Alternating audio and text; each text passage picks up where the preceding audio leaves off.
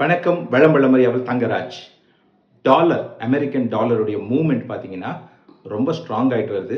இந்திய ரூபாய்க்கு எதிராக டாலர் ஸ்ட்ராங் ஆகிட்டு இருக்கு. இந்திய ரூபாய் வீழ்ச்சி அடைந்து வருகிறது. நேற்றைய தினத்தில் பார்த்தீங்கன்னா ரெக்கார்டாக ரூ. 87.47 ஆயிடுச்சு. ஒரு டாலர் வந்து ரூ. 87.47 ஆயிடுச்சு. இது மிக அதிகமாக இருக்கிறது.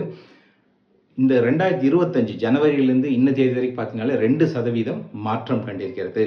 ஸோ இதுலேருந்து நம்ம என்ன தெரிஞ்சுக்கணும்னு பார்த்தீங்கன்னா, அமெரிக்காவில் இருக்கிற யுஎஸ் நியூ அரசாங்கம் பொறுப்பேற்றதுக்கு அப்புறமாக டொனால்ட் ட்ரம்ப் அவர்கள் வந்த பின்பு பார்த்தீங்கன்னா, அவர்கள் நிறைய டேரிஃப் போடுறாங்க. நிறைய மற்ற நாடுகள் மேலே, சைனா, மெக்சிகோ, இந்த மாதிரி நாடுகள் கனடா மேலாம் டேரிஃப் போடுறாங்க.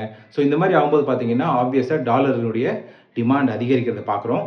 ஸோ இதனால் என்ன ஆகும்னு பார்த்தீங்கன்னா, நம்மளுடைய இம்போர்ட்ஸ் இறக்குமதி பண்ணுற பொருட்களுடைய விலைவாசி ஏறுங்கிறத தெரிந்து கொள்வோம். இந்த மாதிரி தகவலை தெரிந்து கொள்ள நம்ம சேனலை பாருங்கள். நன்றி. வளம் வளமறியாவல்.